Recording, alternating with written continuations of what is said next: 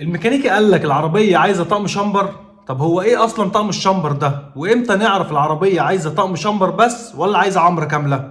اعمل لايك للفيديو واشتراك في القناة وتعالى وانا اقول لك. طقم الشامبر بيكون مكون من حلقات زي كده. البستم بيكون فيه 3 حلقات. اول واحدة في البستم فوق خالص بتكون عشان الضغط او الكبس، عشان تحكم الكبس جوه غرفة الحرق، عشان ما تسربش كبس على الزيت من تحت.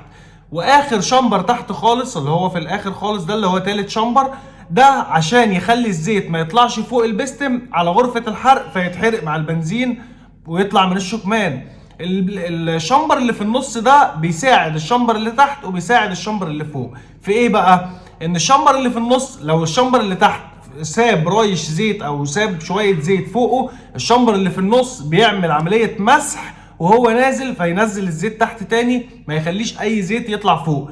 في نفس الوقت بيحكم الكبس مع الشامبر رقم 1، يعني الشامبر رقم 1 لو عدى منه تسريب بسيط الشامبر رقم 2 هو اللي بيحكمه، عشان الكبس ما ينزلش تحت على الزيت ويتبخر مع الزيت ويضعف المحرك ويضعف عزم العربية او يعمل دخانة في العربية. فالشامبر ده لو عندك في العربية بايظ هيخلي الزيت يعدي من الشامبر الاخير على البستم من فوق ويتحرق ويطلع على الشكمان على شكل دخان ابيض ويخلي العربية تاكل زيت. ده غير انه هيسرب الكبس من غرفة الحرق وهينزله تحت على الزيت ويعمل عملية تبخير للزيت، فالعربية تبخر زيت من غطا الزيت ومن بلف البخرة، وطبعا هيضعف معاك عزم العربية. طب برضه يا عمده انت ما قلتلناش امتى نقول ان هي عمرة كاملة او طقم شامبر بس؟ الحلقات دي بتكون مضغوطة ما بين البستم وما بين غرفة الحرق، والحلقات دي بتبقى عاملة زي السوستة كده عشان تحكم كويس على غرفة الحرق والبستم، فبيكون مفيش اي خلوص خالص عشان الكبس او الزيت يعدوا منه. مع الوقت ومع تشغيل العربية الحلقات دي بتبدأ ان هي تتاكل ويبدأ يبقى فيها خلوص بيسرب كبس ويسرب زيت، فالزيت يبدأ يطلع لفوق زي ما قلنا والكبس يتسرب لتحت.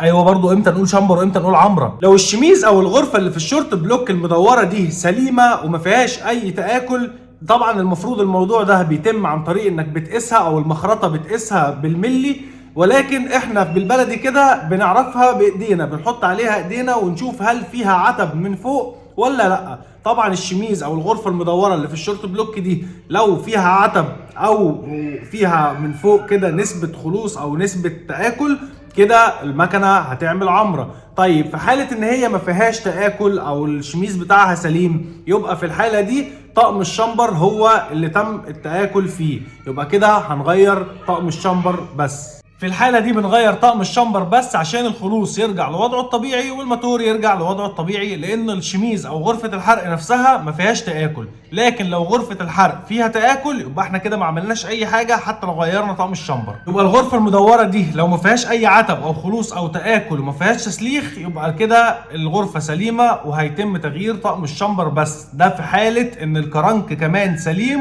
والبقلات والسبايك بتاعت الكرنك سليمه. وما تنساش تعمل لايك للفيديو وتشترك في القناه، وانا في الفيديوهات الجايه برضو هعرفك ازاي العمره بتتعمل بالكامل.